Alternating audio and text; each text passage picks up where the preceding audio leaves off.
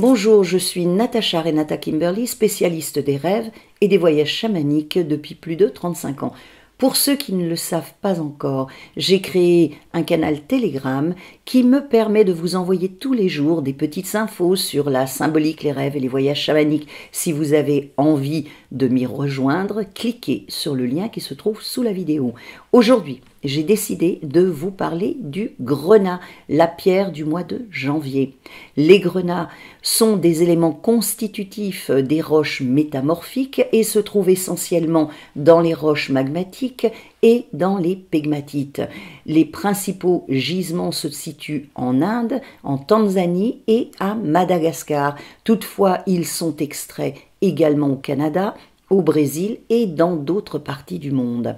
Il est très compliqué de parler de grenats au singulier car ceux-ci sont subdivisés en plusieurs espèces qui possèdent des couleurs et des caractéristiques qui leur sont propres. Certains sont à dominante rouge comme l'almandin, le pyrope et l'une de ses variétés, le rhodolite. D'autres sont dans les tons verts comme la tsavorite, la démantoïde, l'uvarovite ou encore le grossulaire qui tire sur le jaune. Sans oublier qu'il y a des grenats qui possèdent des teintes dans les jaunes, les orangés et les bruns comme la spessartine, l'essonite et l'andradite. Il y en a même qui sont carrément noirs, comme la chorlomite ou encore la mélanite. La seule couleur que vous ne pourrez pas trouver parmi les grenats est le bleu. Vous voyez, quand on parle de grenat, il faut spécifier l'espèce à laquelle on se réfère. Je vais toutefois vous donner quelques caractéristiques générales. Les grenats appartiennent au groupe des néosilicates et sont composés de silicates d'aluminium et de fer et possèdent une dureté selon les espèces allant de 6,5 à 7,5 sur l'échelle de Mohs et une densité comprise entre 3,5 et 4,3. Les grenats sont des minéraux de symétrie cubique qui se présentent sous forme de dodécaèdre, de trapézoèdre ou encore d'une combinaison des deux. Ils peuvent être transparents, translucides et opaques et possèdent un éclat vitreux et résineux. Leur couleur, comme je vous l'ai dit, varie du rouge au noir en passant par tous les rouges clairs, le rose foncé, l'orangé et encore le jaune et les différentes nuances de brun et de vert. Les espèces que l'on désigne généralement sous le nom de grenat sont l'almandin et le pyrope. L'almandin est habituellement d'un rouge plus foncé que le pyrope. Les grenats sont utilisés depuis la plus haute antiquité pour la confection des bijoux. Ils étaient souvent ciselés pour représenter des animaux ou des visages.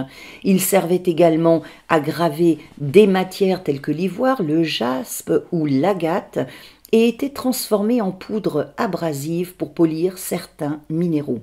Il semblerait que les Sumériens les utilisaient déjà de cette façon. Ils se retrouvent d'ailleurs encore aujourd'hui dans les papiers à poncer. Théophraste, un philosophe de la Grèce antique, 371 à 288 de notre ère, appelait ce minéral anthrax, ce qui veut dire charbon. Pline l'Ancien, 23 à 79 de notre ère, a nommé le grenat à cause de sa couleur almandine carbunculus, ce qui signifie le feu ardent. L'appellation grenat, telle qu'on la connaît aujourd'hui, date de 1270 et a été donnée par Albert le Grand, un dominicain philosophe chimiste, naturaliste et théologien allemand, qui avait pour disciple saint Thomas d'Aquin. Le terme grenat vient de malum granatum, qui désignait à l'époque la grenade. Le fruit, évidemment. Dans l'Ancien Testament, il est écrit que Noé s'éclairait dans son arche grâce à une lanterne taillée dans le grenat, qui était appelée la pierre bareket, de barak la foudre, ce qui pourrait donc signifier la pierre qui émet la foudre. Dans le même ordre d'idées, les Vikings pensaient que le grenat qu'ils utilisaient lors des cérémonies funéraires permettait aux défunts de trouver bien plus rapidement et facilement le chemin du Valhalla. Les Égyptiens de l'Antiquité, pour qui le grenat était la pierre de la déesse Sekhmet, la déesse lionne, paraient leurs enfants avec des amulettes taillées dans du grenat pour les protéger des mauvais esprits. Ce minéral figurait également dans les parures des pharaons.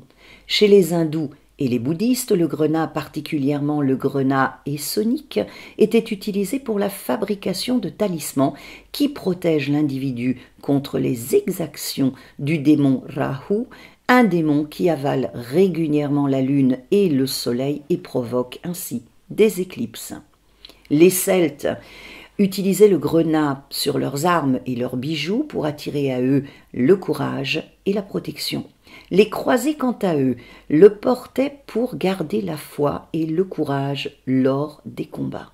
Et les chefs des tribus arabes en avaient toujours sur eux car ils symbolisaient leur bonne foi et leur sincérité. Les Amérindiens utilisent le grenat dans leur capteur de rêve car celui-ci permet de révéler ce qui est caché. Le grenat est un minéral qui avait au Moyen-Âge la réputation d'arrêter les saignements et de protéger l'individu des blessures et des empoisonnements. Associé au sang, le grenat symbolise la chaleur, la loyauté, la constance et la sincérité et permet de transmuter les énergies négatives. Les grenats almandin et pyrope interviennent sur le premier chakra, le chakra racine, qu'ils vont activer et stimuler. En lithothérapie, le grenat est employé au niveau physique pour activer la circulation sanguine, stimuler le système immunitaire et la fonction biliaire, réchauffer le corps, aider en situation d'hypotension, combattre l'anémie, soigner les inflammations dermiques, soutenir en cas de fracture, de rhumatisme, d'ostéoporose, d'arthrite et d'arthrose, dépasser les états de fatigue et enclencher le feu en lien avec la sexualité. Toutefois, le grenat est fortement déconseillé aux personnes qui ont des soucis cardiaques ou des problèmes d'hypertension. Si vous avez envie de voyager avec le grenat, la meilleure façon de faire est encore de le prendre dans vos mains ou bien de le poser au niveau de votre chakra racine pendant vos voyages chamaniques. Solliciter le grenat dans votre vie et voyager avec lui vous permettra d'accroître et de stimuler votre énergie vitale, de débloquer certains nœuds énergétiques, de favoriser votre prise de conscience, d'acquérir de la force, d'augmenter votre courage et de tonifier votre corps et votre esprit.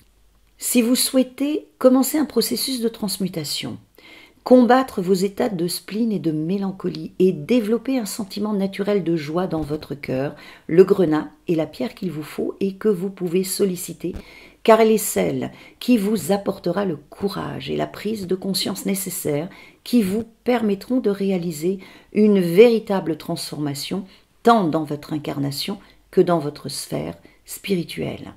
J'espère que cette vidéo vous donnera envie de posséder un grenat, cette pierre qui est profondément liée à la force de vie, qui vous conduira à développer votre instinct de survie et qui vous aidera à surmonter les handicaps qui se présenteront à vous. Et voilà pour aujourd'hui. Rêvons et voyageons ensemble.